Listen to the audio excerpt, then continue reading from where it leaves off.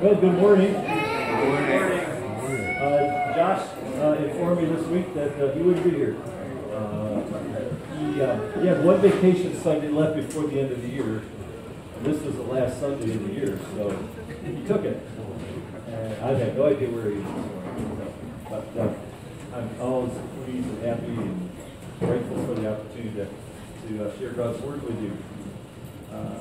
And thank you for that last song, because I think it fits in well what we want to say today. The teenage boy lay in a hospital bed, his life teetering between life and death. Tubes drained the poison that ravaged his body from the result of ruptured appendix. In pain and discomfort, the one thing he wanted was to be made well, of course. After all, he had a whole life ahead of him. He had plans, he had dreams. If at that point his parents or his doctor had come in and asked, "Do you want to be well?" it would have seemed like a pretty ridiculous question, don't you think? Of course he wanted to be well. What a stupid question that would have been. Well, in John chapter 5, we find the story of another person who had a physical need. He, unlike the teenage boy, had this infirmity for 38 years. And then along came Jesus, and seeing the man, actually asked him what appeared to be a ridiculous question. So I ask you to follow along with me in John chapter 5, beginning with verse 1. After this, there was a feast of the Jews, and Jesus went up to Jerusalem. Now there is in Jerusalem, by the sheep gate, a pool, which is called in Hebrew Bethesda, having 5 porches. In these lay a great multitude of sick people, blind, lame, paralyzed, waiting for the moving of the water. For an angel went down at a certain time into the pool and stirred up the water. Then whoever stepped in first, after the stirring of the water, was made well of whatever disease he had. Now a certain man was there who had an infirmity 38 years. When Jesus saw him lying there and knew that he had already been in that condition a long time, he said to him, "Do you want to be made well?" The sick man answered him, "Sir, I have no man to put me into the pool when the water is stirred up, but while I am coming, another steps down before me." Jesus said to him, "Rise, take up your bed and walk." And immediately the man was made well, took up his bed and walked. And that day was the Sabbath. This question that Jesus asked is not really an absurd question, as you would think. In fact, Jesus was often asking questions. In counseling or talking to people, a lot of times the best way to find out what's going on is to ask them questions. And so Jesus asked them this question. And it was not out of his character. In fact, in Mark chapter 10, verse 51, Jesus asked the blind Bartimaeus, "What do you want me to do for you?" Now, if you were blind and Jesus asked you that question, what would you say? You're all real quiet. You didn't care to get healed. Make me well. Help me to see. Yeah. Matthew 20, verse 32. The two blind men were shouting at Jesus as he was passing by. Jesus stops and he asks this question. What do you want me to do for you? Matthew 20, 21. James and John's mother comes to him. We know that she wanted to ask them if her sons could sit on either side of him in the kingdom to come. And Jesus turns and he asks her, what is it you want? And then in John 1:38, 2 disciples are following along behind him. Jesus stops and turns around and he asks, what do you want? As if Jesus, who knows all things, doesn't know. And so when Jesus asks this man, do you want to be made well?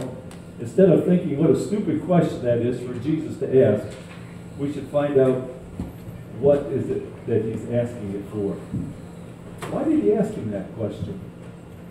Well, to answer that question, we want to look closer at this text, and we find that it takes place, first of all, in a public place. A pool called Bethesda is where it takes place.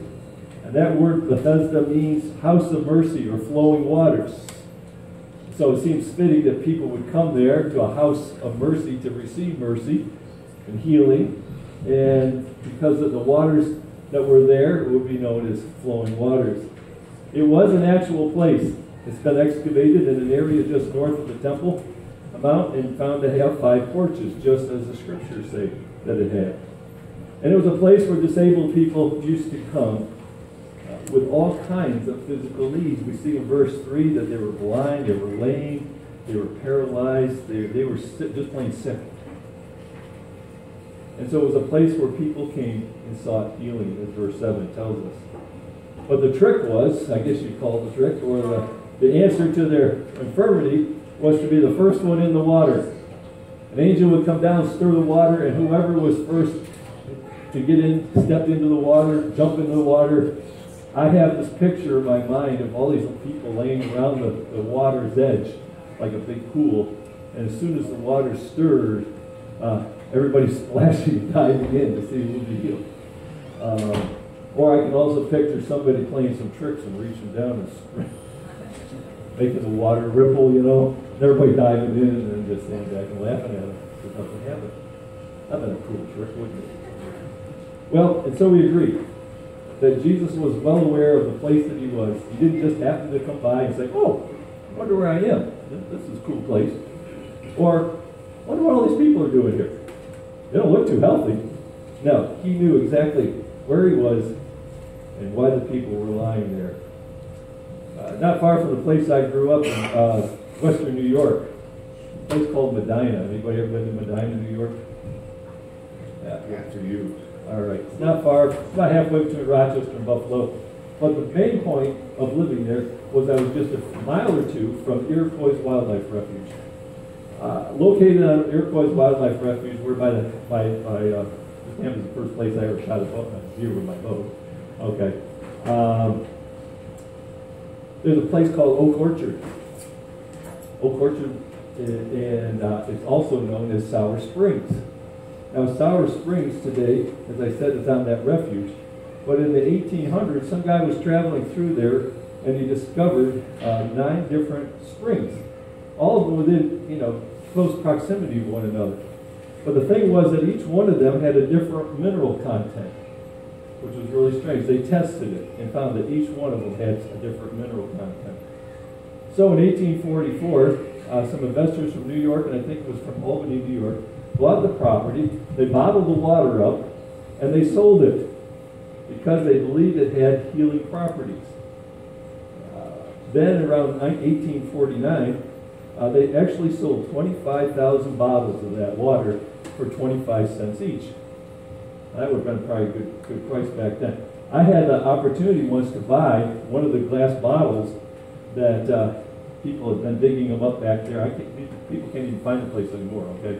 But people would go back there and dig up these bottles, and it had Sour Springs on it, I think, written on it. And I paid $8 for it. And I could, if I'd been back then, I could have got the quarter plus the water. Anyways, well, around 1849, at the same time, these same investors built a 37-room hotel. And it was built, and water from the springs was then piped into this hotel, and people could get into like a big tub, and people could come and they could get in the water. They said there were some healing properties in this. Okay. Then around 1912, the hotel burned down, and as I said today, I don't think anybody could find it back there in the swamps unless you knew exactly where to travel to. And so why I tell you that is because we see that throughout history, people will go to great lengths to help find help for their ailments. People came from all over the world, actually, to Sour Springs to get some help. It was, as we said, where Jesus came, a public place. That's where we find Jesus coming, knowing that what he would find, and where he was going to have a personal encounter. And he had it with a man paralyzed for 38 years. He had been frequently there. Verse 7 says that, Sir, I have no one to put me in the water when the waters stir up, but while I am coming, assuming then that he had been there before and tried to get in before anyone else, somebody beat him there. And so he had frequently been there, and he had been frequently disappointed, because every time he tried, somebody beat him there. And so in this personal encounter, we find this man who had been paralyzed for 38 years. But out of all this crowd of people that were sick and had all these ailments, Jesus chooses him out of all that multitude. All were there for the same reason, but yet Jesus picked this one person out. Charles Spurgeon, anybody ever read him? Heard of him? Okay, I mean, he's even before my time, so he's really cool, okay? Spurgeon points out that they all were looking to the water for healing, while Jesus, the source of all healing, was standing in their very presence. You know, I think it's good for us to stop for a moment and just ask ourselves a question. Who or what are we looking to or for help? Is that our own strength and our intellect? You know, I'll just figure this problem out. It doesn't have to be a healing problem. It could be a financial problem. It could be, an emotional problem. It could be a relationship problem with somebody else. Who are you looking to for help? I used to kid that whenever I had a financial need and I'd ask the Lord, I said, Lord, I need some money. He would all send me another job.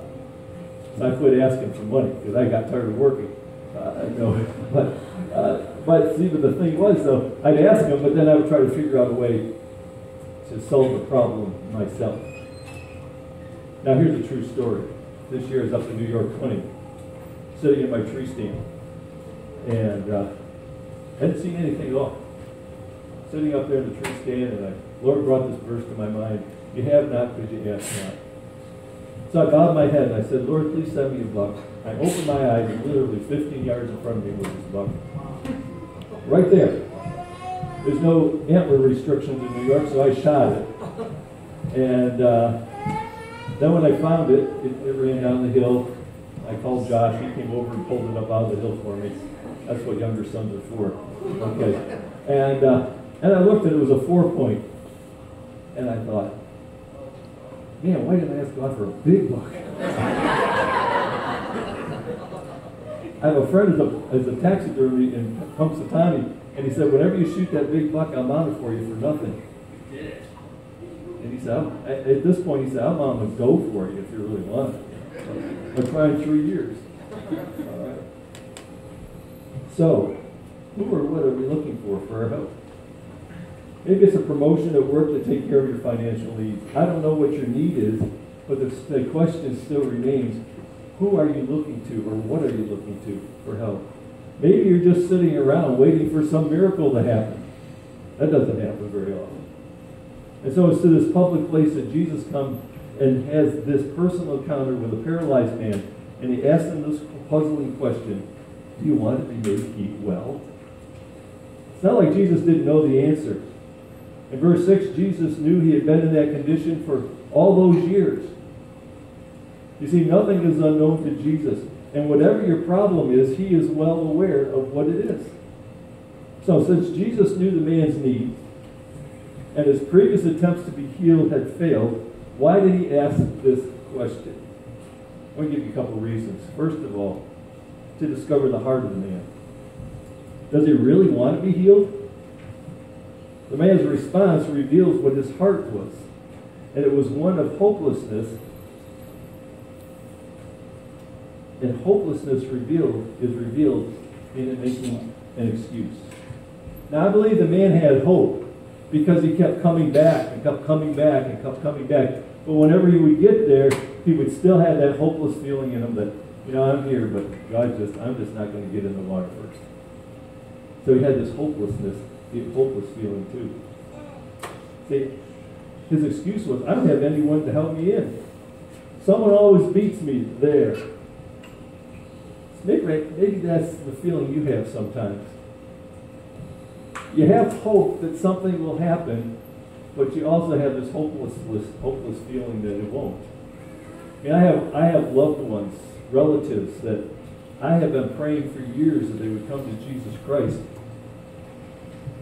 And I have that hope they will, but after all these years, there starts to settle into my heart this feeling of hopelessness. Oh, they'll never get saved. They're just too stubborn. They're just too caught in their ways. And you get feeling that. Anybody else ever feel that way? Get this hopelessness feeling. Well, it was to discover the heart of this man. And I think also it was to make him and us really think about what it was he was asking. Being made well. Just think about this for a minute. Being made well would change this man's life, wouldn't it? So Jesus really wants him to think about this before he actually heals him.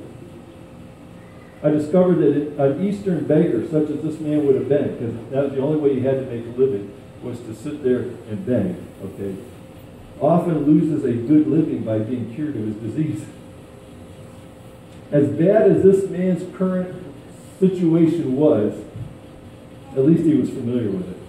He knew that he could go to a spot every day. He knew that somebody would take him there. He knew that there would be people who come along and put money in his hat or whatever, and that he would have enough to get by on.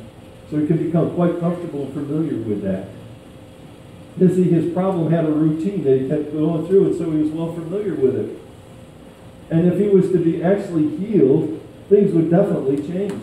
If he was healed, he would be capable of working for a living now, instead of begging for a living.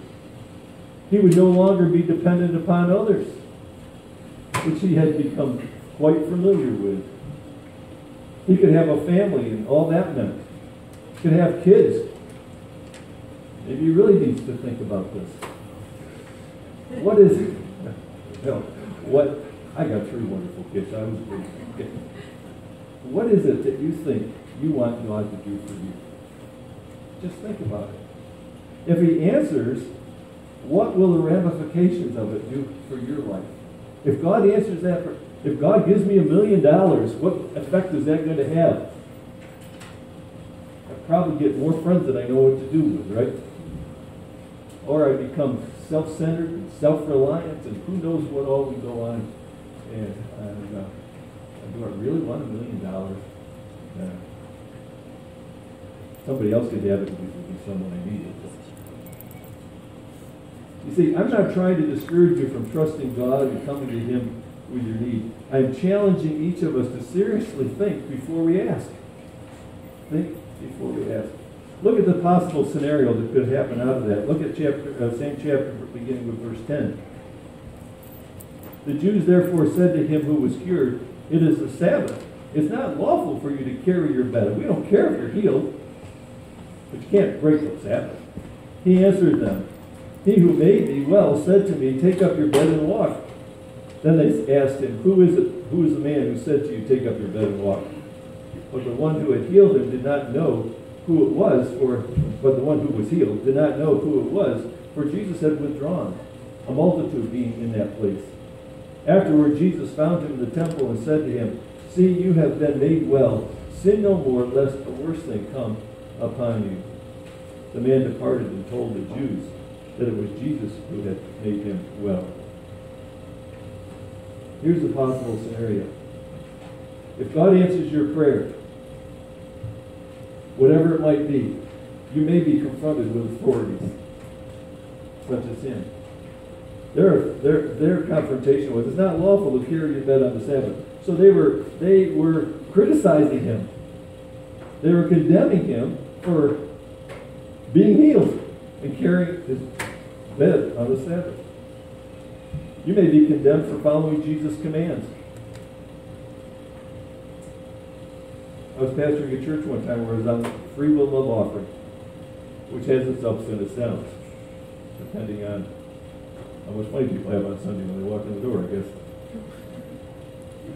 God talked to me and my family. We made a stand on a particular issue that we disagreed on, and I got a letter in the offering plate, I guess it was, and it said, it just reamed me out up and down, and it said, "From now on, we will not support you."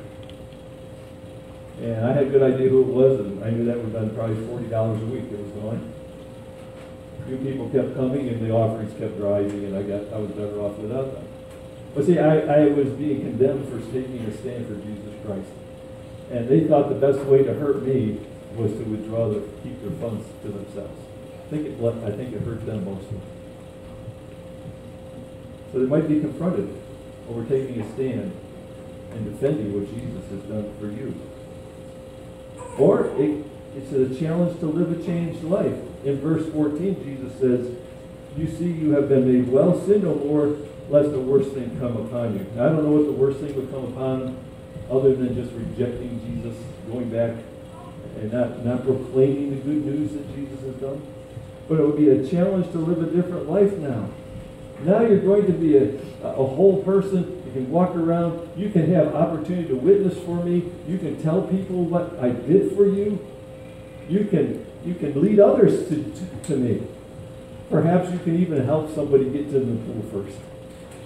Maybe you never got there, but because I have physically changed you, now you have a responsibility to help others.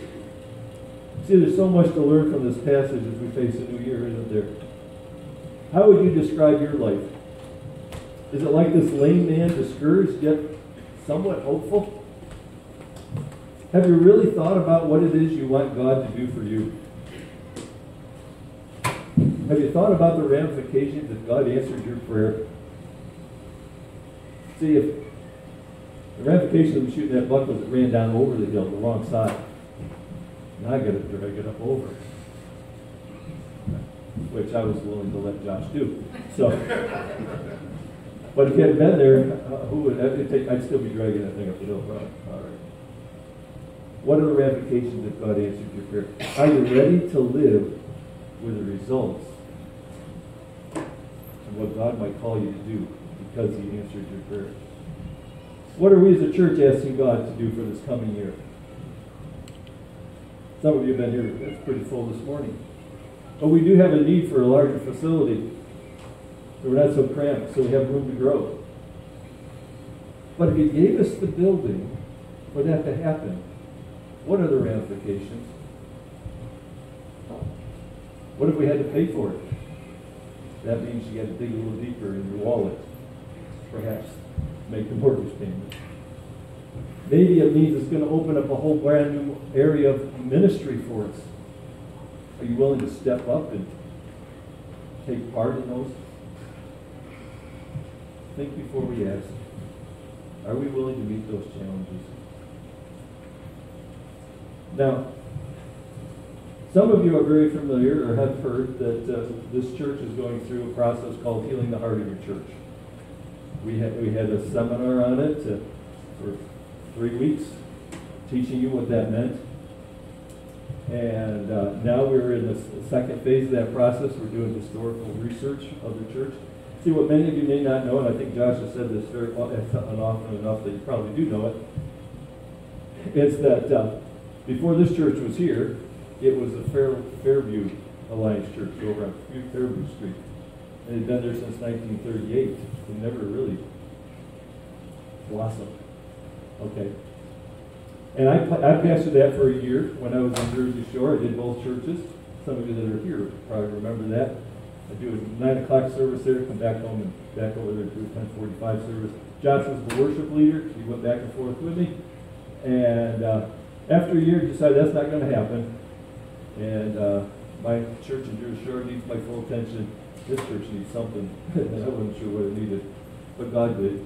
He knew it needed Josh and Sarah. I thought Josh was going to come on staff with me as my associate, but he decided that God was calling him here. Make a longer story, probably longer.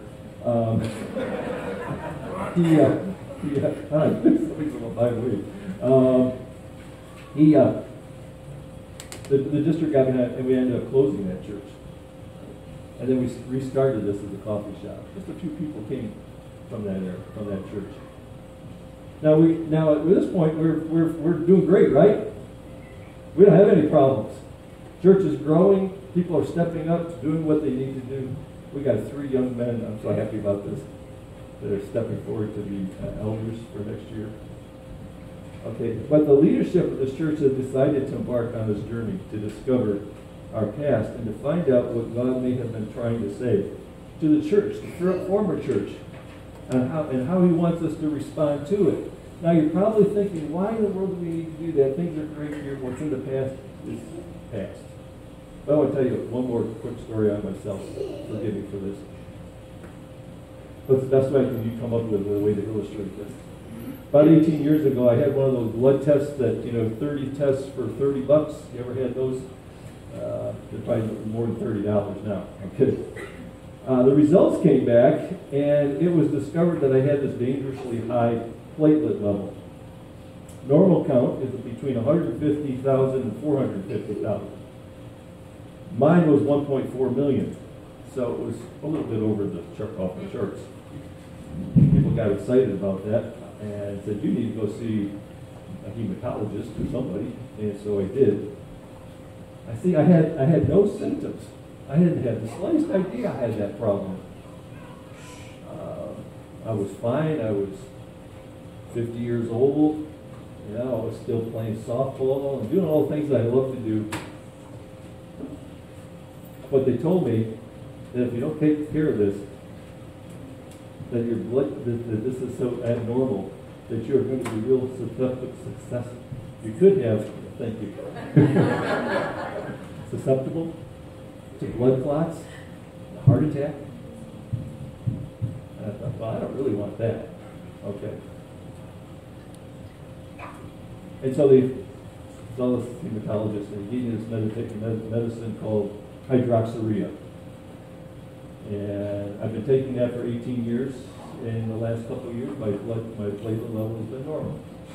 Praise the Lord. I still bruise easy, whenever my wife hits me.